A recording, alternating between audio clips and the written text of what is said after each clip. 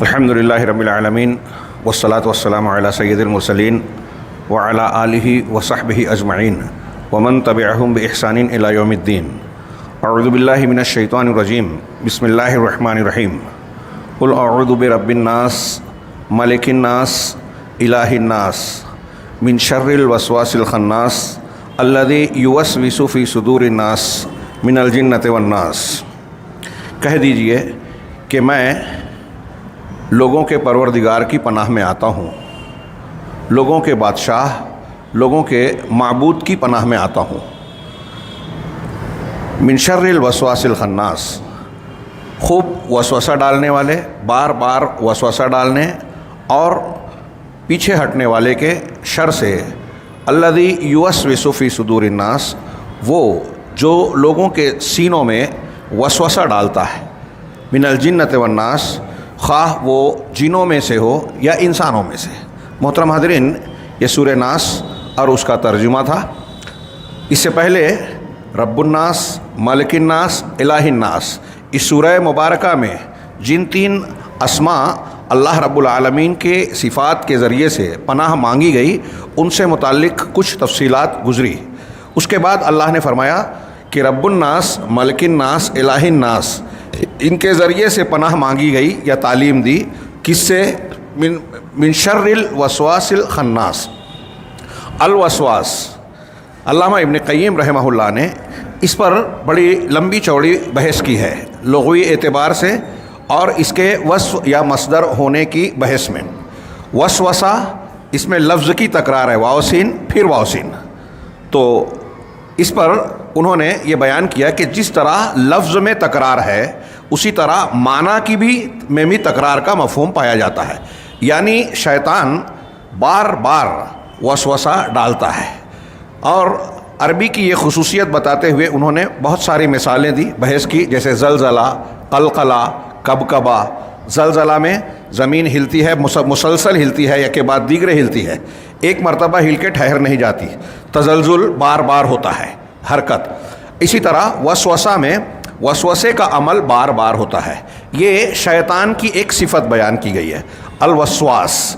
اب یہاں ایک بحث یہ بھی کی بعد میں علامہ ابن قیم رحمہ اللہ نے کہ کچھ علماء نے کہا کہ یہ مصدر ہے، کچھ نے کہا کہ یہ صفت ہے، وصف ہے.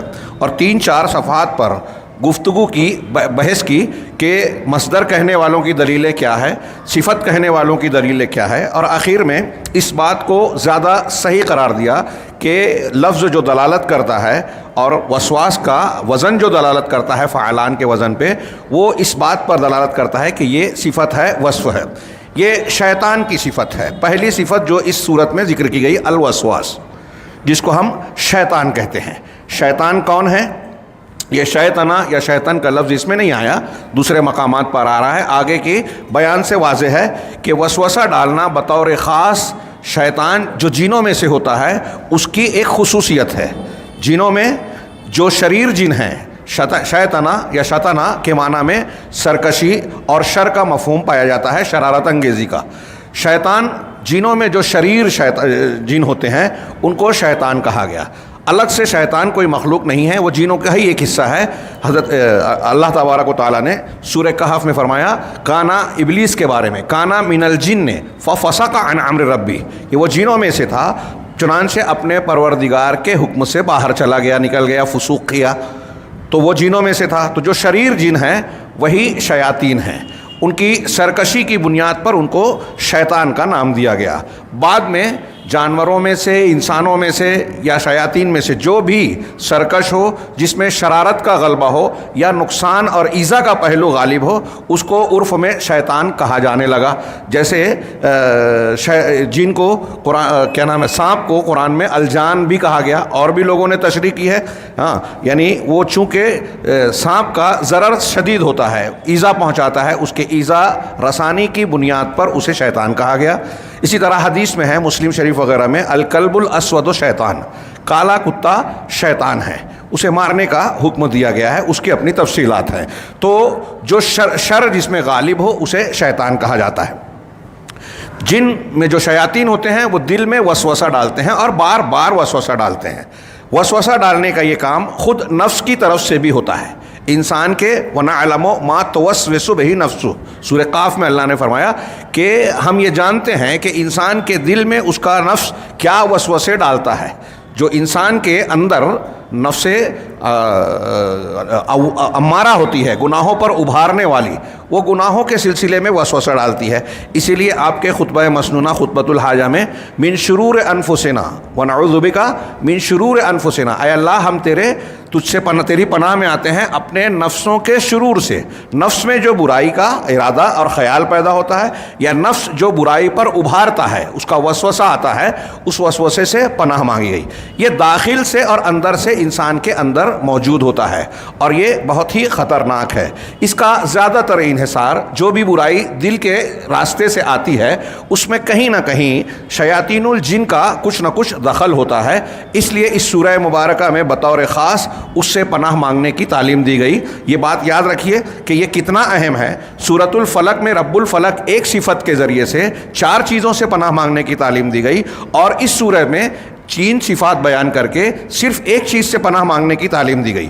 اس سے پتہ چلتا ہے کہ یہ شر کتنا زبردست ہے. آگے کے بیان سے جو علامہ ابن قیم نے بیان کیا ہے میں اسے پیش کر رہا ہوں، اس سے آپ اس کا اندازہ لگائیں گے. تو پہلے الوسواس کی تھوڑی سی میں نے تشریح کی، بار بار وسوسہ ڈالنے والا. اس کے بعد ہے الخناس، خنسا ان خنسا، اس کے معنی ہوتا ہے چھپنا، عام طور سے اذا توارا واختفا. لیکن صرف چھپنا معنی نہیں ہے، بلکہ ظاہر ہونے کے ساتھ پہلے ظاہر ہوتا ہے پھر چھپتا ہے، سامنے آتا ہے پھر غائب ہوتا ہے. اسی لیے ستاروں کو بھی اللہ رب العالمین نے الخنس کہا، فلا اقسم بالخنس، سورہ تکویر میں، کہ میں خنس یعنی رات میں ظاہر ہونے والے ستاروں کی قسم کھاتا ہوں. تو اس میں آپ دیکھیں گے کہ ستارے رات میں ظاہر ہوتے ہیں، اجالا ہوتا ہے، دن کا اجالا نکلتا ہے تو یہ غائب ہو جاتے ہیں، نکلتے ہیں چھپتے ہیں، نکلتے ہیں چھپتے ہیں. یہی ایک دوسری صفت اس صورت میں شیطان کی بیان کی گئی کہ جب بھی اللہ کا ذکر کیا جاتا ہے یہ بھاگ جاتا ہے، اذان ہوتی ہے یہ بھاگ جاتا ہے، اور پھر واپس پلٹتا ہے، اور پلٹ کر پھر انسان کے دل میں وسوسہ ڈالتا ہے. یہ بار بار کرتا ہے یہاں تک کہ اپنے مقصد میں کامیاب ہو جائے، کوشش کرتا رہتا ہے.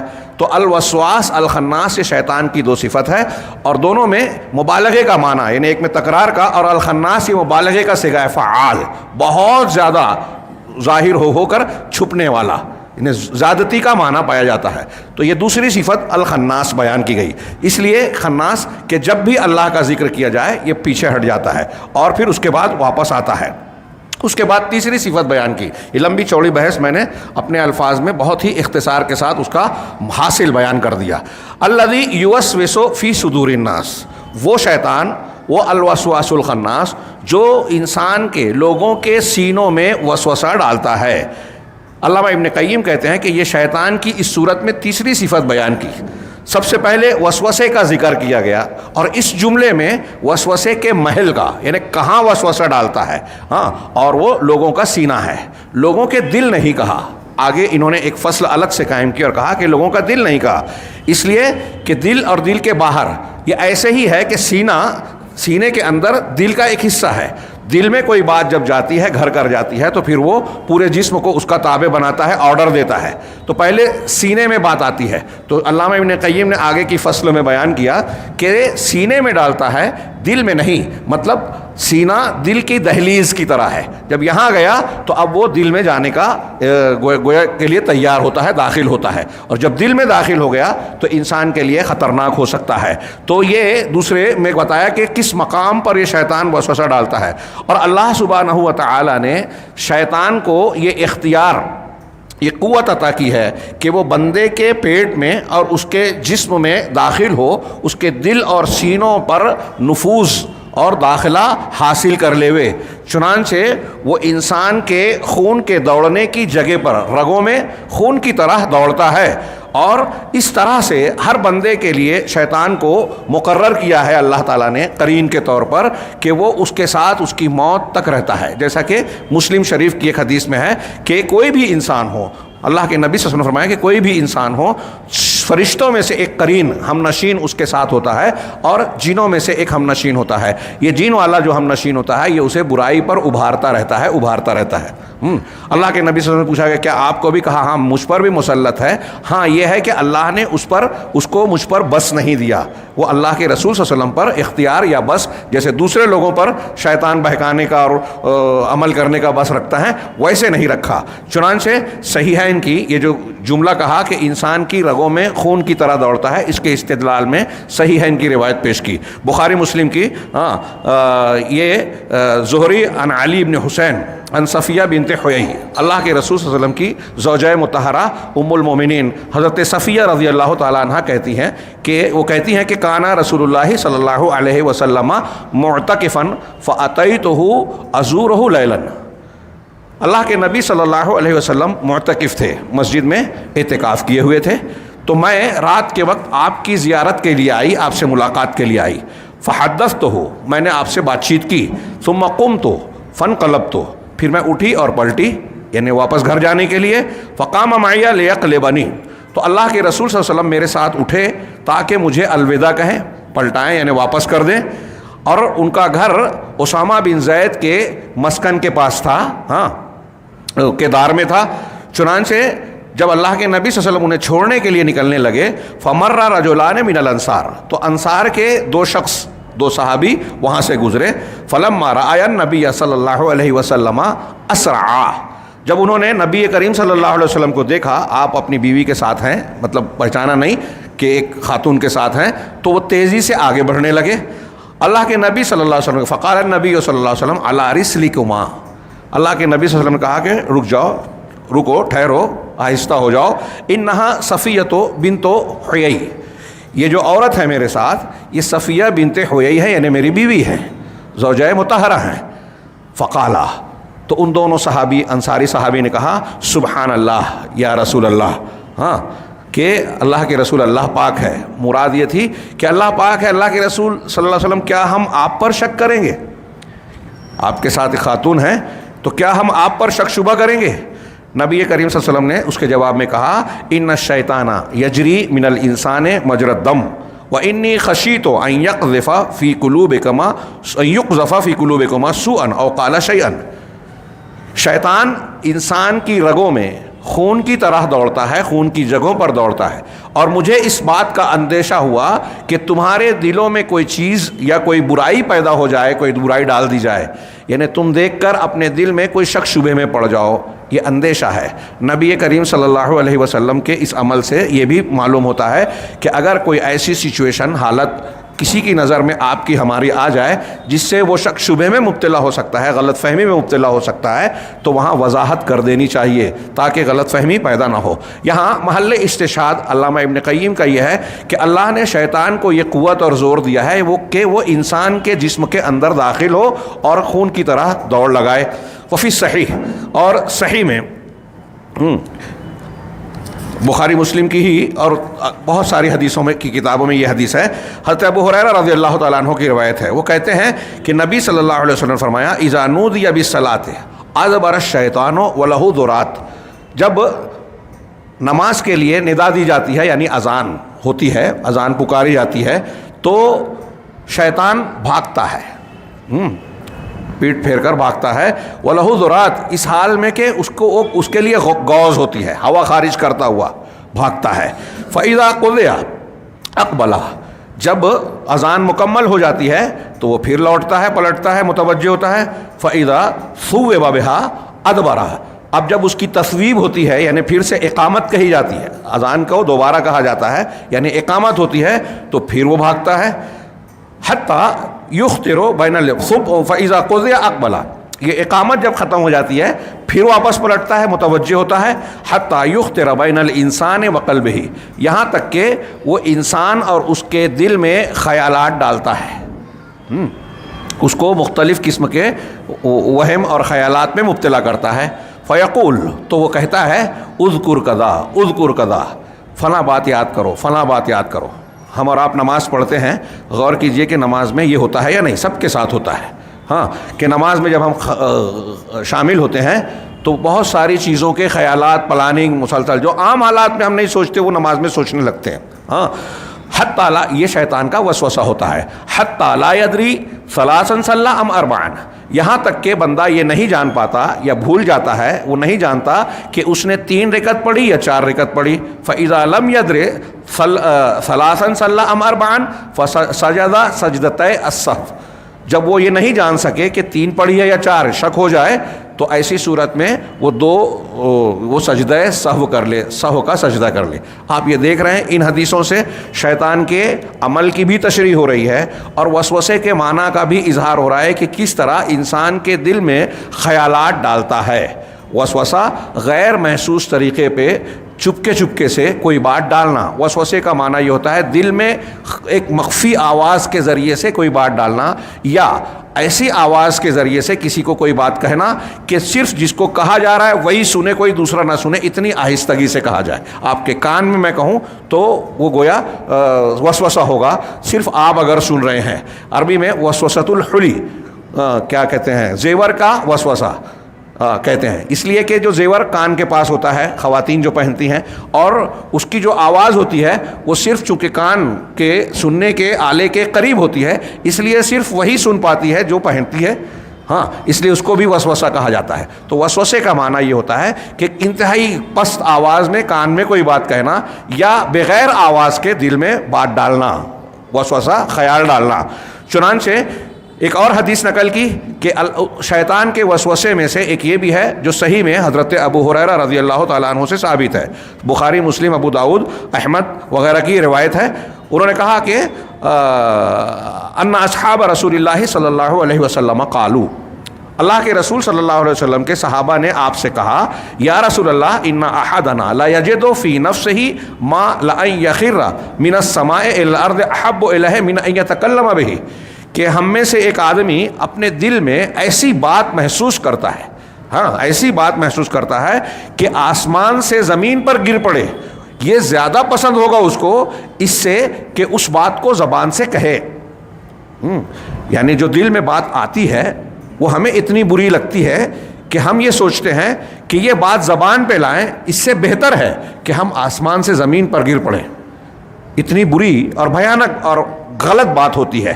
اللہ کے نبی صلی اللہ علیہ وسلم نے یہ سن کر کہا، الحمدللہ الذی رد کیدہ الی الوسوسہ، کہ تمام تعریف اللہ تعالیٰ کے لیے ہے جس نے شیطان کے مکر اور چال کو وسوسے کی طرف پلٹا دیا. ہاں آپ بعض قرآنی آیات اور احادیث سے یہ سن چکے ہیں، جانتے ہیں کہ جب تک انسان کے دل میں کوئی وسوسہ آتا ہے، خیال آتا ہے، اور اس خیال کو وہ جھاڑ دیوے، اس وقت تک وہ گنہگار نہیں ہوتا بلکہ یہ اچھی بات مانی جاتی ہے. اور وسوسے کی بنیاد پر اللہ تبارک و تعالیٰ کسی انسان کی پکڑ نہیں کرتا. اگر میرے دل میں، آپ کے دل میں شیطان نے کوئی خیال ڈالا جو بہت غلط ہے، کفر کا ہے، شرک کا ہے، برائی کا ہے، اور صرف وسوسے کی حد تک ہی رہا، تو اس پر اللہ کی گرفت نہیں ہوگی. لیکن یہاں ایک بات اور سمجھ لیں کہ ایک ہوتا ہے وسوسہ، خیال آیا اور آپ نے جھاڑ دیا، جیسے کہ یہاں صحابہ کرام نے کہا ہمارے دل میں آتا ہے اور ہم کہنا مناسب نہیں سمجھتے. دوسری حدیثوں میں ہے جو بخاری مسلم میں ہی ہے کہ اللہ کے نبی صلی اللہ علیہ وسلم نے کہا کہ کیا تم دل میں ایسی بات محسوس کرتے ہو؟ کہا ہاں. صحابہ نے کہا ہاں. تو اللہ کے رسول نے فرمایا کہ ذاکا صریح الایمان، یہ صریح ایمان ہے. اہل علم نے اس کی توجیح کرتے ہوئے کہا کہ انسان کے دل میں جب کوئی برا خیال، وسوسہ آئے اور وہ اپنے طور سے اس کو رد کر کے دل سے نکال دیتا ہے، تو گویا یہ اس کے ایمان کی بنیاد پر ہے. وہ اپنے ایمان کی بنیاد پر اس خیال کو غلط سمجھتا ہے اور اس کو زبان پر لانا گناہ تصور کرتا ہے، عمل کرنا تو دور کی بات.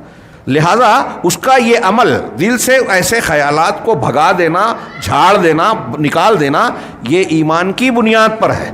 گویا علامہ ابن ابی العز حنفی نے اس حدیث کی شرح کرتے ہوئے کہا کہ گویا وسوسہ شیطان کی طرف سے آ رہا ہے، دل ہی میں پیدا ہو گیا، اور انسان کا ایمان دل ہی میں ہے. اپنے ہی ایمان کی بنیاد پر اپنے ہی دل میں خیال پیدا ہونے والے خیال کو رد کرنا، گویا دو انسانوں کا جھگڑا ہو رہا ہے. ایک ہی انسان کے اندر دو فریق ہیں اور ایک دوسرے کو رد کر رہا ہے. تو ایمان نے جب وسوسے کو جھاڑ دیا تو یہ اس کے ایمان کا کی قوت ہوئی، صریح الایمان جو اللہ کے نبی صلی اللہ علیہ وسلم نے فرمایا. اور اسی ضمن میں علامہ ابن ابی العز نے کہا کہ بہت سارے انسان جو اس چیز کو سمجھتے نہیں ہیں وہ ان وساوس کو، وسوسے جو دل میں خیال پیدا ہوتے ہیں کفریہ شرکیہ، کوئی تقدیر سے متعلق، قرآن کی آیات سے متعلق، عذاب قبر سے متعلق، معجزات سے متعلق، جنت جہنم سے متعلق، غیبیات سے متعلق، آپ دیکھتے ہیں منکرین حدیث اور مبتدعین بدعتی اور گمراہ فرقوں میں بہت سارے الٹے سیدھے خیالات پائے جاتے ہیں جو قرآن و حدیث کے بیانات کے، صحابہ تابعین اور امت کے جمہور کے عقیدے کے خلاف ہے۔ تو وہ جب اس قسم کو چیزوں کو اختیار کرتے ہیں تو ان وسوسوں کو وہ قبول کر کے قرآن و حدیث کا رد کرتے ہیں، ایمان کو شکست دے کے وسوسوں کو اختیار کرتے اور اپنی تقریر میں، تحریر میں کتابیں سیاہ کر دیتے ہیں ان وسوسوں کی بنیاد پر، اور سمجھتے ہیں کہ ہم بڑے قابل ہیں، جبکہ یہ شیاطین کی وحی یعنی وسوسے کا حصہ ہوتا ہے۔ تو اللہ کے نبی صلی اللہ علیہ وسلم نے کی یہ حدیث سامنے رکھی ہے۔ اسی طرح علامہ ابن قیم نے وسوسے کی اور بھی شکل بتاتے ہوئے حدیث سے استدلال کیا، وَمِن وَسْوَسَتِهِ أَيْضًا أَن يَشْتَغِلَ الْقَلْبُ بِحَدِيثِهِ، کہہ رہے ہیں کہ شیطان کے وسوسے کا ایک حصہ یہ بھی ہے کہ انسان کا دل اپنے خیالات میں گم ہو جائے، اپنی بات میں لگ جائے، ہاں، حتیٰ يُنْسِيَهُ مَا يُرِيدُ أَن يَفْعَلَهُ، اس طرح سے اپنے دل کے خیالات میں، اپنے تصورات میں، وہم میں مبتلا ہو جائے کہ وہ کیا کرنا چاہتا ہے اس کو بھول جائے۔ یہ جس کو ہم وسوسہ کہہ رہے ہیں، عبد الرحمن کیلانی صاحب نے لکھا کہ طبی نقطۂ نظر سے، یعنی اگر آپ کسی ڈاکٹر کے پاس جائیں تو وہ اسے ایسی کیفیت کو کہتا ہے کہ یہ وہم ہے، اور پھر وہ نفسیاتی اور اس قسم کی بیماری کو وہ ہے ڈکلیئر کرتا ہے کہ آپ کا ذہنی توازن ایسا ہے یا دل میں ایسا ہے اور ویسا ہے، شرعی نقطۂ نظر سے یہ وسوسہ ہے۔ تو انسان وسوسے کی ایک شکل یہ بتائی یہاں کہ انسان جو کام کرنا چاہتا ہے وہ بھول کے اپنے حدیث النفس میں مشغول ہو جاتا ہے، ولہذا اسی وجہ سے اس وسوسے کو،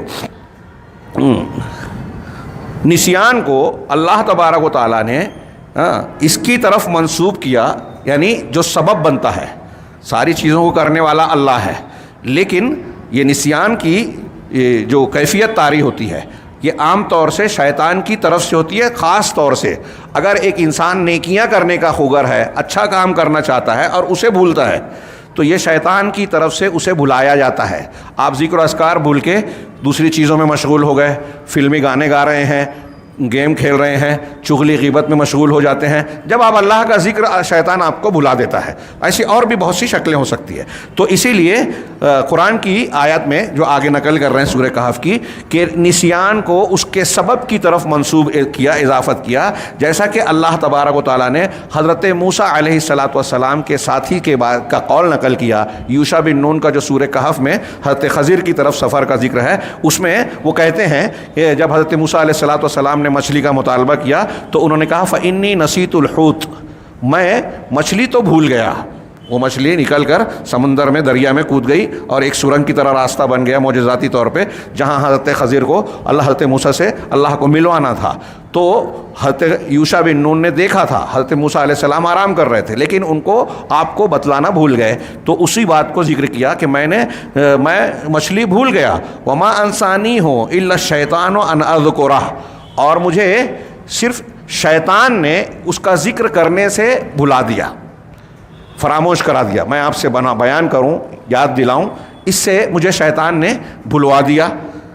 وتأمل، اب علامہ ابن قیم کہتے ہیں کہ قرآن کی حکمت و جلالت پر غور کیجیے آپ یہاں کہ کس طریقے سے شیطان کے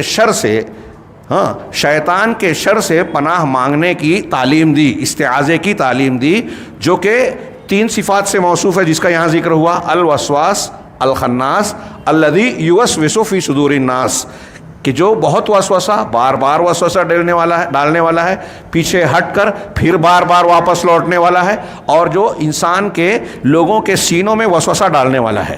یہ جملہ کہا اللہ نے، وَلَمْ يَقُلْ مِنْ شَرِّ وَسْوَسَتِهِ، اللہ نے یہاں یہ نہیں کہا، یہ تعلیم نہیں دی کہ ہم یہ کہیں کہ اے اللہ شیطان کے وسوسے کے شر سے بچا۔ فرق دیکھیے، من شر الذی یوسوس فی صدورنا، اس کے شر سے پناہ مانگتا ہوں، ہاں، جو انسان کے سینوں میں، لوگوں کے سینوں میں وسوسہ ڈالتا ہے۔ یہ نہیں کہا کہ اس کے وسوسے سے پناہ مانگتا ہوں، کیوں؟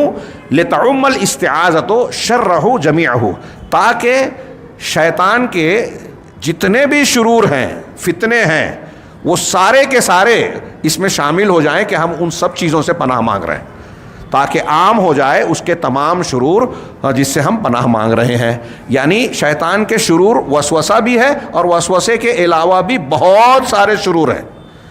جب ہم نے یہ کہا کہ من شر الوسواس الخناس الذی یوسوس فی صدور الناس، تو اس کے تمام شرور سے پناہ مانگنے کی تعلیم آ گئی، اور اس میں بطور خاص یہاں وسوسے کا بھی ذکر ہے۔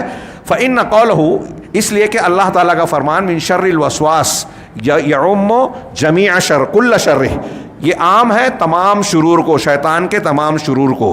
ووصفہ بأعظم صفاتہ، اور اللہ نے اس کی صفت یہاں بیان کی، اس کے سب سے عظیم صفت کو، سب سے بڑی جو صفت ہے اور سب سے زیادہ خطرناک اور سخت صفت ہے، اور تاثیر کے اعتبار سے سب سے زیادہ طاقتور، اور فساد اور بگاڑ کے حساب سے سب سے زیادہ گہری چوٹ دینے والی اور عام صفت ہے، اور وہ ہے وسوسہ۔ شیطان کے شرور بہت ہیں، تمام شرور میں سب سے زیادہ مضبوط، گہرا یا انسان کو نقصان پہنچانے والا، ضرر پہنچانے والا شر کیا ہے؟ اس کا وسوسہ۔ وہی الوسوسہ التی ہی مبادئ الارادہ، وسوسہ جو ارادے کی بنیاد ہے۔ وہاں بات ادھوری رہ گئی تھی۔ میں نے جو کہا تھا کہ وسوسہ جب انسان کے دل کا ارادہ ہو اللہ معاف کرتا ہے، لیکن اگر یہ ارادہ، بہت غور سے سنیے، بہت سے لوگ یہ نہیں سمجھ پاتے، اگر ایک انسان، جیسے آپ نے حدیث سنی کہ آپ نے دل میں کسی برائی کا خیال آیا، ارادہ کیا اور چھوڑ دیا، تو اس کے نہ کرنے سے آپ کو ایک نیکی ملتی ہے، اور اگر نیکی کا ارادہ کیا اور نہیں کر سکے تو کوئی گناہ نہیں ملتا برائی کا، معاف کیجئے، برائی کوئی گناہ نہیں ملتا، لیکن اگر آپ نے نیکی کا ارادہ کیا اور نہیں کر سکے تو ایک نیکی ملتی ہے۔ یہ اللہ کی شان ہے۔ اگر کوئی چیز انسان کے دل میں صرف ارادے کی حد تک ہو، برائی ہو اچھائی ہو، تو وہ ارادہ ہے، اچھائی کو ابھی کاٹ دیجئے، یہ اللہ کا کرم ہے کہ صرف برائی کا ارادہ ہو، وسوسہ ہو، تو کوئی پکڑ نہیں ہے۔ لیکن اگر برائی کے تعلق سے ارادہ کرنے کے بعد آپ کے دل میں عزم آ گیا، پکا ارادہ کہ میں ایسا کروں گا، اور اس کے لیے آپ نے کوشش بھی کی، ارادہ ہے، ارادے پر کو آپ نے قوت دے دی، پلاننگ کرنے لگے آپ دل ہی دل میں، تو یہ پلاننگ کرنا اور اس کی اگر آپ نے کوئی بھی کوشش کی، چاہے اس کے بعد آپ ناکام ہو گئے، تو آپ یہ نہیں کہہ سکتے کہ میں نے تو کیا نہیں، آپ نے دل کا عمل کیا۔ عزم جو ہے وہ دل کا عمل ہے۔ یہ میں ایک استثنائی طور پر ایک وضاحت ضروری سمجھتا تھا، یہ کیا۔ یہاں شیخ علامہ ابن قیم کہہ رہے ہیں کہ وسوسہ شیطان کا کہ شرور میں سب سے بڑا شر ہے جو انسان کے ارادے کا آغاز ہے۔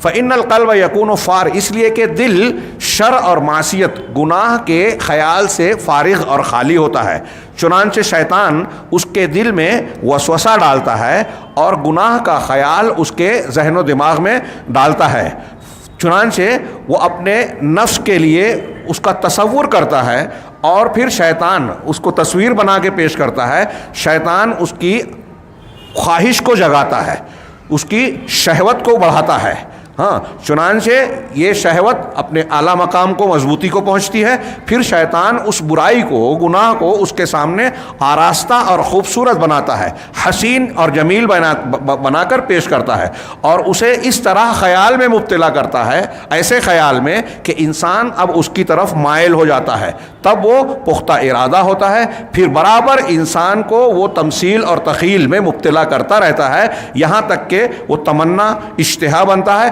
اور ایسے تمنا اور اشتہا میں تبدیل ہو جاتی ہے، انسان کی خواہش اور آرزو بن جاتی ہے، تب اس کا علم، وہ انسان اس برائی کے نقصان کو بھلا دیتا ہے، یعنی وہ اس کا علم زائل ہو جاتا ہے۔ میں یہ جانتا ہوں کہ چوری کرنا اللہ کو ناپسند ہے، اس کا گناہ ہے، اس کے یہ نقصانات ہو سکتے ہیں، میں یہ جانتا ہوں کہ فلاں گناہ کا فلاں نقصان ہے، لیکن جب شیطان نے غلبہ حاصل کر لیا، خواہشات کو وہ جو ہے مضبوط بنا دیا، عزم ہو گیا، اور انسان کے دل میں اس کی رغبت کو جگا دیا، تو ایسی صورت میں اب وہ علم جو میں جانتا تھا کہ اس گناہ سے یہ نقصان ہوتا ہے، وہ کمزور پڑ گیا، بلا دیا۔ بڑے بڑے علماء اور صاحب علم اور جانکار لوگ بھی گناہ کرتے ہیں. شیخ وہی کہہ رہے ہیں کہ وہ اپنا اس کے نقصان کا علم جو ہے بھلا دیتا ہے, اس سے بھلا دیتا ہے, اور اس کے برے انجام کو اس سے لپیٹ دیتا ہے. ہاں دیکھا جائے گا. ہمارے ہاں کچھ لوگ تو زبان سے کہہ دیتے ہیں کہ ہاں ٹھیک ہے, مرنے کے بعد کیا ہے, میں نپٹ لوں گا. انا للہ و انا الیہ راجعون. یہ ان کی گویا ایمان کی انتہائی شدید کمزوری ہے, اور اللہ تبارک و تعالیٰ سے بے خوفی ہے. ایسے لوگوں کو ڈرنا چاہیے اللہ سے. تو وہ کوئی اگر نہ بھی کہے, جب آدمی گناہ کرتا ہے, گناہ کی حالت میں گویا وہ اس چیز کو نظر انداز کر دیتا ہے کہ انجام کیا ہوگا. بعض لوگوں کو یہ خوش فہمی ہوتی ہے کہ ٹھیک ہے ابھی کر لیں, بعد میں توبہ کر لیں گے. بہرحال جس وقت آدمی گناہ کی طرف اقدام کرتا ہے اس وقت تو اس کے برے انجام کو فراموش کر دیتا ہے اور اپنے علم کو لپیٹ دیتا ہے. چنانچہ اپنے مطالعہ, اپنے علم اور اس کے درمیان یہ وسوسہ حائل ہو جاتا ہے. چنانچہ صرف وہ برائی کی, گناہ کی شکل و صورت کو دیکھتا ہے اور اس کی لذت پر نگاہ رکھتا ہے کہ اس کو کرنے میں مجھے مزہ آئے گا, لذت ملے گی. اس کے علاوہ ساری چیزوں کو فراموش کر جاتا ہے. چنانچہ ایسی صورت میں اس کا ارادہ وہ عزیمتاً جازمہ, پختہ عزم بن جاتا ہے. چنانچہ دل میں اس کی شدید حرص اور چاہت پیدا ہو جاتی ہے. فیبعث الجنود فی الطلب, چنانچہ یہ سارے لشکر اس کی طلب میں, خواہش میں نکال دیتا ہے دل, اور شیطان ان کے ساتھ ان کا مددگار اور معاون بن جاتا ہے. دل جب اس درجے کو پہنچ جاتا ہے کہ گناہ ہی گناہ اس کے سامنے دکھائی دیتا ہے, گناہ کی لذت پر فریفتہ ہو جاتا ہے اور اچھائی کو فراموش کر دیتا ہے, تو اب دل کے لشکر, مطلب یہ جو ہاتھ ہے, پیر ہے اور انسان کا ذہن و دماغ ہے, اب اس گناہ کے کرنے اور اس کے موقع کی تلاش میں لگ جاتا ہے کہ کس طریقے سے میں اس کو انجام دے سکوں. اور ایسی صورت میں جب انسان اس کے لیے کوشش میں لگ جاتا ہے تو شیطان اس کے لیے مددگار اور معاون بن جاتا ہے. ہاں فَإِن فتروا حرکہم, اگر کہیں وہ رکتا ہے, اپنے خیال سے رکنے کی کوشش کرتا ہے کہ نہیں یہ نہیں کرنا چاہیے, خیال بھی آ گیا, تو فوراً شیطان اس کو پھر حرکت تحریک دیتا ہے. ہاں اگر وہ کمزور پڑتا ہے تو شیطان اس کو پھر ابھارتا ہے, جیسا کہ اللہ تبارک و تعالیٰ نے فرمایا. کیا استدلال کیا ہے علامہ ابن قیم نے, الم ترى انا ارسلنا الشیاطین علی الکافرین تعزهم عزا. سورہ مریم کی یہ آیت ہے کہ کیا آپ نے نہیں دیکھا کہ ہم نے شیاطین کو کافروں پر بھیجا. شیاطین کو کافروں پر, دیکھیے کس پر بھیجا, کافروں پر. کفر گناہ ہے. ہاں اس کا مطلب یہ ہوا کہ جو کافر ہیں انہی پر شیطان کا زیادہ بس چلتا ہے, اور شیطان ان کے معاون و مددگار ہوتے ہیں. جو جتنا گناہ کرے گا شیطان کے لیے اتنا نرم چارہ اور لقمہ تر بنے گا. اللہ نے آگے فرمایا کہ شیاطین کو کافروں پر بھیجا, تعزهم عزا. ہاں یعنی تعزهم عزا یعنی ان کو وہ بہکاتے ہیں, ابھارتے ہیں, گمراہی میں ڈالتے ہیں. علامہ ابن قیم نے کہا اے تزعجهم الى المعاصی ازعاجا, یہ شیاطین ان کو گناہوں پر بری طرح اکساتے ہیں اور ابھارتے ہیں. کلما فتروا او ونوا ازعجهم الشیاطین, جب بھی وہ کچھ رکتے ہیں, تھکتے ہیں, اس سے باز آنے کی کوشش کرتے ہیں, شیاطین ان کو پھر سے ابھارتے ہیں اور ان کو بھڑکاتے ہیں, اکساتے ہیں. ہاں چنانچہ برابر شیطان انسان کے ساتھ لگا ہوا ہوتا ہے, یہاں تک کہ اس کو گناہ تک پہنچا دیتا ہے, کھینچ لاتا ہے. ہاں اور انتہائی لطیف ہیلے اور کامل ترین چال اور سازش کے ذریعے سے وہ اس کے اس پورے معاملے کو سمیٹتا ہے, اس کا شیرازہ سمیٹتا ہے. چنانچہ وہ اپنے آپ کے لیے گنہگار انسانوں کی قیادت کے لیے پیش کرتا ہے. وہ پسند کرتا ہے اپنے آپ کو شیطان کہ گنہگار فاجر انسانوں کی قیادت کرے, پیشوائی کرے. اور وہی ہے جس نے استکبار کیا تھا, اکڑ کی تھی اور ان کے باپ کا سجدہ کرنے سے انکار کیا, اور اسی نخوت اور کبر اور تکبر کی وجہ سے اس نے انکار کیا تھا اللہ کا حکم ماننے سے, آدم کا سجدہ کرنے سے. اور اسی بنیاد پر وہ شیطان انسان سے کبھی خوش نہیں ہو سکتا, راضی نہیں ہو سکتا, سوائے اس کے کہ وہ اللہ کی نافرمانی کی طرف اسے لے جائے, جیسا کہ اس نے خود قسم کھائی تھی. اور یہاں بعض اشعار پیش کیا شیخ نے. چنانچہ اس کے بعد علامہ ابن قیم کہتے ہیں جتنے بھی گناہ اور بلا دنیا میں ہم دیکھ رہے ہیں, گناہ اور بلا اس کی بنیاد وسوسہ ہے۔ چنانچہ اسی لیے اللہ تبارک و تعالیٰ نے اس صفت کے ذریعے سے شیطان کو متصف کیا تاکہ اس کے شر سے اور اس کے جتنے بھی شرور ہیں ان کے ذریعے سے پناہ مانگی جائے، اور شیطان کا وسوسہ بطور خاص مستعاذ منہ ہے، یعنی ایسی چیز ہے جس سے انسان پناہ طلب کرے، ورنہ حقیقت میں شیطان کا شر جو ہے وہ وسوسے کے علاوہ بھی ہے۔ شیطان کا سب سے بڑا شر وسوسہ ہے، اور شر کے اس کے علاوہ بھی شرور ہے۔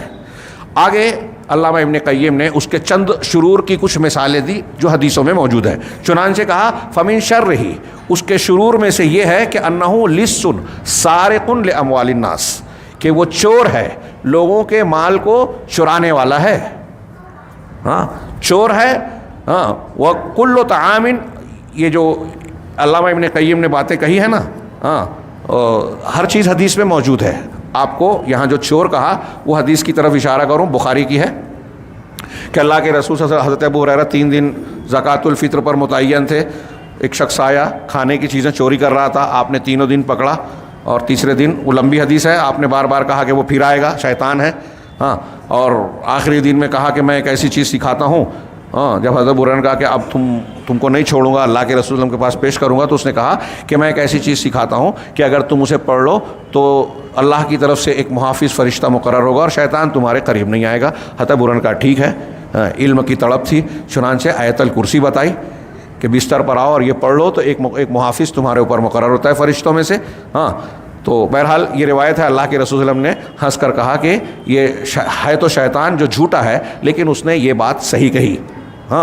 تو وہاں استدلال کریں۔ ایک اور حدیث ہے ایک دوسرے صحابی کی نسائی میں جو صحیح ہے، ان کے گھر سے بھی کھجوریں رکھی ہوئی ٹوکرے میں چوری کرتے ہوئے انہوں نے پکڑا، اور بعد میں پتہ چلا کہ وہ شیطان ہے۔ وہاں بھی اس نے آیت الکرسی بتائی اپنے آپ کو بچانے کے لیے۔ تو شیطان چور ہے، لوگوں کا مال چراتا ہے۔ تو کسی کے گھر میں چوری ہوتی ہے، کبھی کبھی گھر میں چوری کر کے کئی مقاصد حاصل کرتا ہے کہ آپ چوری کیا شیطان نے، اور آپ شک کرتے ہیں اپنے کسی رشتہ دار پر، اور پھر آپ کے اندر دشمنی پیدا ہو جاتی ہے۔ اسی طرح وَكُلُّ طَعَامٍ أَوْ شَرَابٍ لَمْ يُذْكَرِ اسْمُ اللَّهِ عَلَيْهِ فَلَهُ فِيهِ حَدٌّ بِالسَّرِقَةِ وَالْخَطْفِ، اور ہر وہ کھانا یا پینا، آپ کھانا کھا رہے ہیں، پانی پی رہے ہیں، جس میں اللہ رب العالمین کا نام نہیں لیا گیا، بسم اللہ آپ نے نہیں پڑھا، تو اس میں شیطان کا حصہ ہوتا ہے چوری اور اچکنے کے ذریعے سے۔ وہ چوری کرتا ہے، اچکتا ہے۔ یہاں حاشیے میں حدیث نقل کی مسلم شریف اور ابو داؤد کی، حضرت حذیفہ بن یمان کی، کہ اللہ کے رسول نے فرمایا کہ شیطان اس کھانے کو حلال بنا لیتا ہے یا اس کو استعمال کرتا ہے جس پر اللہ کا نام نہ لیا گیا ہو۔ یہ حدیث کا ابتدائی ٹکڑا ہے۔ اسی طریقے سے کہا کہ اسی طرح وہ گھر میں رات گزارتا ہے، ایسے گھر میں جس میں داخل ہونے والا اللہ کا ذکر نہیں کرتا، جو اللہ کے ذکر نہیں کیے جاتے، جن گھروں میں دعائیں پڑھنا، صبح و شام کے اذکار کرنا، گھر میں داخل ہونے اور نکلنے کی دعائیں پڑھنا کتنی اہمیت کے حامل ہیں۔ اندازہ لگائیے کہ جن گھروں میں وہ رات گزارتا ہے، فَيَأْكُلُ طَعَامُ الْإِنسِ بِغَيْرِ إِذْنِهِمْ، چنانچہ انسان کے کھانے کو ان کی اجازت کے بغیر کھاتا ہے اور ان کے گھروں میں بغیر ان کے حکم کے داخل ہوتا ہے۔ صحیح مسلم کی روایت میں اللہ کے رسول کا یہ فرمان وارد ہے کہ جب آدمی اپنے گھر میں داخل ہوتا ہے اور اللہ کا ذکر کرتا ہے، بسم اللہ ولجنا بسم اللہ خرجنا، جو گھر میں داخل ہونے کی دعا ہے، اللہ کا نام لے کر داخل ہوتا ہے، تو شیطان اپنے چیلے چاپڑوں سے کہتا ہے کہ آج ہم کو رات گزارنے کی جگہ نہیں ہے، مبیت نہیں ہے۔ اور اگر بغیر نام لیے ہوئے داخل ہوتا ہے تو شیطان اپنے ساتھیوں سے کہتا ہے کہ آؤ آج ہمارے لیے شب گزاری اور کھانے پینے کا انتظام ہے، اس گھر میں ہم قیام کریں گے۔ کہہ رہے ہیں اسی طرح گھروں میں شیطان چور کے حیثیت سے داخل ہوتا ہے اور حملہ آور کی طرح نکلتا ہے، اور ان کے عیوب اور شرمگاہوں پر مطلع ہوتا ہے اور لوگوں کو بیان کرتا ہے۔ چنانچہ انسان کو گناہ کا، بندے کو شیطان گناہ کی طرف لے جاتا ہے، گناہ کا حکم دیتا ہے۔ پھر جب آدمی گناہ کر لیتا ہے تو گناہ کا ارتکاب کرنے والے کے تعلق سے لوگوں کے دلوں میں جاگتے ہوئے یا سوتے ہوئے یہ بات ڈالتا ہے کہ اس شخص نے ایسا کیا۔ یعنی ایک آدمی سے گناہ کرواتا ہے اور پھر کوشش یہ رہتی ہے اس شیطان کی کہ اس کے کیے ہوئے گناہ کا لوگوں میں چرچا ہو، لوگوں میں اس کو عام کیا جائے۔ ومن ہذا، اس کے کئی مقاصد ہوتے ہیں، اور اسی قسم سے یہ ہے کہ بندہ جب ان العبد یفعل الذنب، کہ گناہ ایک انسان کوئی گناہ کرتا ہے جس پر کوئی لوگوں میں سے کسی کو معلومات نہیں ہوتی، اطلاع نہیں ہوتی، لیکن نتیجہ یہ ہوتا ہے کہ اس نے بظاہر چپکے سے گناہ کیا ہو، لیکن صبح جب ہوتی ہے تو لوگ اس کے بارے میں بات چیت کرتے ہوئے نظر آتے ہیں، تذکرہ کرتے ہیں کہ فلاں نے یہ کیا یا کسی نے ایسا کیا. تو یہ کیسے ہوتا ہے؟ یہ شیطان ہی ہے جو اس کے لیے گناہ کو مزین اور خوشنما بناتا ہے اور اس کے دل میں ڈالتا ہے اور اس کو اس میں مبتلا کرنے کی کوشش کرتا ہے. پھر لوگوں کے دلوں میں وسوسہ ڈالتا ہے کہ فلاں آدمی نے یہ کام کیا اور یہاں تک کہ اس کو گناہ میں مبتلا کر دیا، یعنی اس کو رسوا اور ذلیل کرتا ہے. چنانچہ اللہ تبارک و تعالیٰ اس کی پردہ پوشی کرتا ہے، اور شیطان یہ کوشش کرتا ہے کہ اس کے ستر کو، اس کی شرمگاہ کو اور اس کی برائی کو بے نقاب کرے، لوگوں کے سامنے آشکارا کرے اور اس کی بے عزتی کرے، رسوائی کرے. چنانچہ بندہ دھوکے میں مبتلا ہوتا ہے اور کہتا ہے کہ ھذا ذنب لم یرہ الا اللہ. بندہ جب گناہ کرتا ہے تو اس خیال میں رہتا ہے کہ یہ ایسا گناہ ہے جسے اللہ کے سوا کسی کو نہیں معلوم، اور اس بات کا اسے احساس نہیں ہوتا کہ اس کا دشمن یعنی شیطان یہ کوشش کرتا ہے کہ اس کے اس چھپے ہوئے گناہ کو لوگوں میں عام کرے اور لوگوں میں پھیلائے اور اس کی رسوائی کا سامان کرے. اور بہت کم لوگ ہیں، علامہ ابن قیم نے یہ بیان کرنے کے بعد کہا کہ بہت کم لوگ ہیں جو اس دقیق بات کو، اس باریکی کی بات کو سمجھتے ہیں، جانتے ہیں.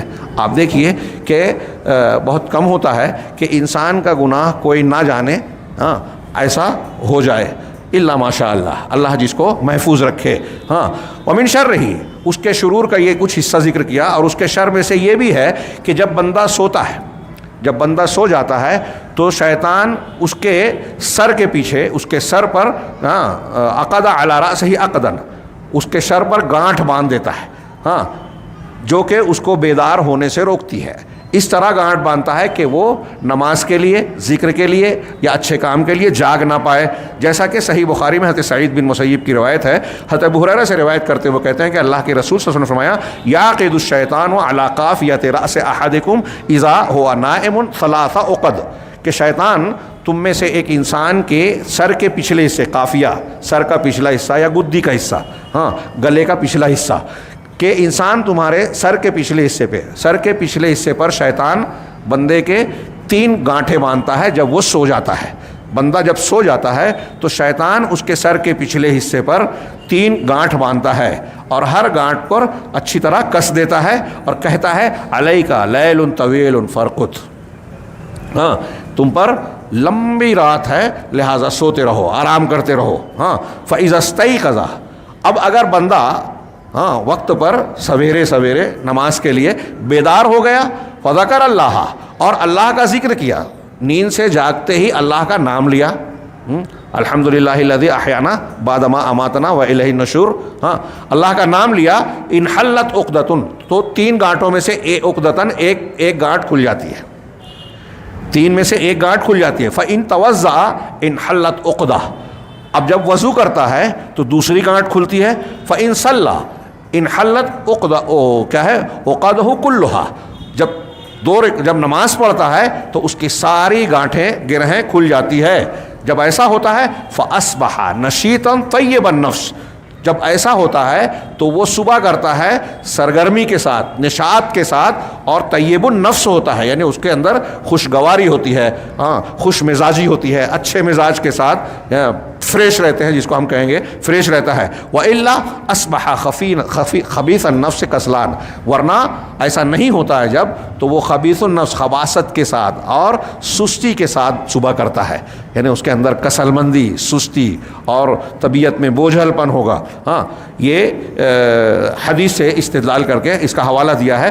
ومن شر ہی، اسی طریقے سے اس کے شر کا ایک حصہ یہ ہے کہ جب انسان صبح تک فجر چھوڑ کر سوتا رہے تو شیطان اس کے کان میں، بندے کے کان میں پیشاب کرتا ہے، جیسا کہ نبی صلی اللہ علیہ وسلم سے ثابت ہے کہ آپ نے کہا انہ ذکر عندہ رجل نام لیلہ حتی اصبح، انہ ذکر عندہ، اللہ کے رسول صلی اللہ علیہ وسلم کے پاس ایک ایسے آدمی کا تذکرہ کیا گیا جو سوتا رہا یہاں تک کہ صبح پوری نکل گئی، تو آپ نے فرمایا ذاک رجل بال الشیطان فی اذنیہ او قال فی اذنہ، کہ وہ آدمی ہے جس کے کان میں شیطان نے پیشاب کر دیا۔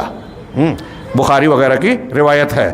ومن شرہ، اسی طرح اس کے شیطان کے شرور میں سے ایک شر یہ ہے کہ وہ ابن آدم کے لیے ہر خیر اور اچھائی کے راستے میں بیٹھتا ہے، چنانچہ نیکی کا کہ راستوں میں سے کوئی بھی راستہ ایسا نہیں ہے جس میں شیطان گھات لگا کر بیٹھا ہوا نہ ہو اور وہ بندے کو اپنی پوری کوشش کے ساتھ روکتا نہ ہو کہ بندہ اس راستے پر، نیکی کے راستے پر نہ چلے۔ ہاں، ہم کوئی نیکی کا کام کرنے جائیں، جماعت کا دین کا کام کرنے جائیں تو دیکھیے دنیا کے لوگ عذر بیان کرتے ہیں۔ آج ہمارے یہاں آپ دیکھیے کہ جتنے بھی نیکی کے کام سے، ہم لوگ جب نیکی کا کام نہیں کرتے، ہاں، درس میں نہیں جانا ہے، خطبے میں نہیں جانا ہے، دین کی باتیں نہیں سننا ہے، مسجد میں نہیں جا رہے ہیں، ہاں، جماعت کا کام نہیں کر رہے ہیں، فلاں خیرات کا کام ہے، غریب ہے، جو آدمی ایسے کسی بھی کام سے نہیں کرتا تو آپ دیکھیے وہ اپنے اس کام کے نہ کرنے کا کوئی نہ کوئی عذر بیان کرتا ہے۔ ارے وہ غریب ہے، غریب لوگوں کو ابھی آپ دیں گے تو وہ ایسا ایسا کریں گے، فلاں فلاں برا کام کریں گے، تو وہ برائی کرتے ہیں، اس لیے آپ نیکی مت کرو، یہ شیطان نے آپ کو سبق پڑھایا۔ ہاں، اسی طریقے سے ہاں، ارے جماعت میں تو ایسا ہی ہے، فلاں لوگ تو ویسے ہی ہیں، ہاں، ہماری کیا ضرورت، ان کا آپس کا جھگڑا ہے۔ جماعت اور اجتماعیت کے وہ احکامات جو قرآن و حدیث میں بیان کیے ہیں، ہم نے سارے کو لپیٹ کر اپنے ایک عذر کی بنیاد پر رد کر دیا۔ یہ شیطان نے ہم کو سبق پڑھایا اور ہم نے سمجھا ہی نہیں۔ اسی طریقے سے کوئی اچھا کام کر رہا ہے تو اس میں کیڑا نکالنا، ان کے عیوب کو لوگوں میں ظاہر کرنا، فلاں عالم ارے وہ تو ایسا ہے، وہ تو ویسا ہے، اچھائیاں چھوڑ کر فائدہ جو زیادہ ہو رہا ہے اس کو نظر انداز کر کے کسی ایک ایسے پہلو کو پکڑ لینا جس سے اس کا نقص بیان کیا جائے اور اس کے خیر اور نیکیوں پر جو ہے پردہ ڈال دیا جائے۔ ایسی چیزیں اگر ہم اپنے ارد گرد میں اپنے اندر غور کریں کہ ہم کون کون سا نیک کام نہیں کر رہے ہیں اور کیا وجہ بیان کر رہے ہیں، تو آپ کو نظر آئے گا کہ آپ کا وہ جو وجہ ہے وہ شیطانی عذر ہے، وسوسہ ہے، شر ہے، برائی ہے۔ تو شیخ وہی کہہ رہے ہیں کہ جتنے بھی نیکیوں کے کام ہیں ہر راستے پہ شیطان بیٹھتا ہے اور اپنی پوری طاقت لگا کر کوشش کرتا ہے کہ بندہ اس راستے پر نہ چلے۔ اب اگر بندہ اس کی مخالفت کرتا ہے اور اس راستے پر چلنے سے مانتا نہیں ہے، یہ چل ہی رہا ہے، تو اب اس میں اس کی ہمت کو پست کرتا ہے۔ ایک آدمی نیکی سے پیچھے نہیں ہٹا، کر رہا ہے، تو نیکیاں کرتے ہوئے اس کی ہمت کو پست کرتا ہے، رکاوٹ ڈالتا ہے اور تشویش میں مبتلا کرتا ہے کہ دیکھو وہ تمہاری مخالفت کر رہا ہے، فلاں نقصان ہو رہا ہے، فلاں چیز کا آپ کو جو ہے ضرر پہنچ سکتا ہے۔ یہ نقصانات کا احساس دلاتا ہے۔ معارضات اور قواطع کا لفظ استعمال کیا ہے کہ وہ چیزیں جو انسان کی مخالفت کرتی ہیں، نقصان پہنچا سکتی ہیں، اس کے لیے رکاوٹ بن سکتی ہیں، اس کا احساس دلاتا ہے۔ تم یہ کام کر رہے ہو، وہ ناراض ہو جائیں گے، تم کو یہ فلاں جگہ پر ایسا مسئلہ پیش آئے گا، رکاوٹیں ڈالتا ہے۔ فَإِنْ عَمِلَهُ، لیکن ان سب کے باوجود اگر بندے نے وہ عمل کر لیا اور اس سے فارغ ہو گیا، نیک کام کر لیا، شیطان کی ساری رکاوٹوں کے باوجود ایک انسان نے مانا نہیں، اچھا کام کر لیا، تو اب کیا کرتا ہے؟ قَيَّضَ لَهُ مَا يُبْطِلُ أَثَرَهُ، شیطان اس پر ایسی چیز کو مسلط کرنے کی کوشش کرتا ہے جو اس کی اس نیکی کو باطل کر دے وے، وَيَرُدَّهُ عَلَى حَافِرَتِهِ، اور اس کو اس کے اصل پر اپنی کیا کہتے ہیں وہ جو جانور کی کیا کھر پر لوٹا دے، یعنی اس کو اس کے نامہ اعمال کو صاف کرا دے، نیکیوں کو بے حیثیت بنا دے۔ کتنی شیطان کی کوششیں ہوتی ہے، غور کیجئے۔ نیکیاں برائیوں کی طرف ابھارنا، نیکیوں سے روکنا، نیکیوں سے نہ روکا تو ہمت پست کرنا، خوف خطرے کا احساس دلانا، کر ڈالا تو پھر ایسے کام کو کی طرف لے جانا یا ایسی چیز کروانا جس سے وہ نیکی برباد ہو جائے۔ ایک اچھا کام کیا، شرک کر لیا، برباد۔ ایک اچھا کام کیا، احسان جتایا، برباد۔ ایک اچھا کام کیا، فوٹو چھپوا رہا ہے، دکھاوا کر رہا ہے، اور ایسی بہت ساری چیزیں۔ آپ دیکھیں کہ ہمارے ہاں یہ ہر مرحلے پہ شیطانی اثرات کا آپ کو شاندار مظاہرہ نظر آئے گا۔ وَيَكْفِي مِن شَرِّهِ، ہاں، شیخ آگے کہہ رہے ہیں کہ شیطان کے شر کے لیے کافی ہے، یہ آخر میں اس کے شرور کا تذکرہ بہت پیارا ہے، غور سے سنیے، کہ اس کے شر کے لیے کافی ہے کہ اس نے اللہ کی قسم اٹھائی ہے کہ وہ انسان کے بنی آدم کے راستوں پر بیٹھے گا، سیدھے راستے پر بیٹھ کر بنی آدم کو بہکائے گا، پھر ان کے آگے سے، پیچھے سے، داہنی جانب سے اور بائیں جانب سے، ہر جانب سے آ کر ان کو بہکائے گا، اس کو ہٹائے گا صحیح راستے سے۔ وَلَقَدْ بَلَغَ شَرُّهُ، یہ اس نے قسم کھائی تھی، اور پھر اللہ نے اس کو مہلت دی، تو اس کے شر کا مقام، شر کی حد یہاں تک بڑھ گئی کہ اس نے اپنی چال کو عمل میں لایا اور اپنے ہیلے بہانے کو اس حد تک بڑھایا کہ اس نے آدم علیہ السلام کو جنت سے نکال دیا، سبب بنا۔ ہاں دیکھیے، آدم علیہ السلام خود پیغمبر ہیں، ہاں ہمارے باپ ہیں، ہاں شیطان کے بہکاوے میں، وسوسے میں آ گئے۔ فوسوس الیہم الشیطان، قرآن نے کہا جس شجر درخت سے منع کیا تھا اس کو کھا لیا، اس کے بہکاوے سے، جو چیز مقدر تھی لیکن سبب کیا بنا؟ شیطان کا وسوسہ۔ تو اس کا شر، اس کے شر کے لیے کہہ رہے ہیں کہ یہ اس کا شر اس درجہ پہنچا کہ اس نے انتہائی عظیم حیلے اور کیا کہتے ہیں بہانہ کر کے، مطلب سازش کر کے، چال چل کے آدم کو جنت سے نکالا۔ ثم لم یکفہ ذلک، پھر اس کو اتنا کفایت نہیں کیا، یہاں تک کہ اس نے بنی آدم میں سے جہنم سے کے دستے نکال لیے، انسانوں کی نسل سے اس نے بہکا کر، وسوسے ڈال کر اتنی کوشش کی کہ اللہ رسول صلی اللہ علیہ وسلم کے فرمان کے مطابق ایک بڑی تعداد کو اس نے جہنم کے لیے منتخب کر لیا، نکال لیا۔ ہر 1000 میں سے 999، جیسا کہ بخاری وغیرہ کی حدیث میں ہے کہ انسانوں میں سے جو 1000 انسان ہوں گے اس میں 999 جہنم میں جائیں گے۔ اس کی تفصیل ہے، صحابہ کرام ڈر گئے تو بتایا کہ پچھلی امتوں کی تعداد زیادہ ہوگی اور یاجوج ماجوج کی بڑی تعداد ہوگی۔ پھر اتنا ہی کافی نہیں ہے بلکہ اس نے اپنے چال کو عمل میں لایا، ہاں اللہ تبارک و تعالیٰ کی دعوت کو زمین سے مٹانے کے لیے، ہاں باطل قرار دینے کے لیے، اور یہ ارادہ کیا کہ اسی کی دعوت ہو دنیا کے اندر، اس کا بول بالا ہو، اللہ کا کلمہ بلند نہ ہو، شیطان کا کلمہ بلند ہو، اور یہ کہ اللہ کے علاوہ اس کی عبادت کی جائے۔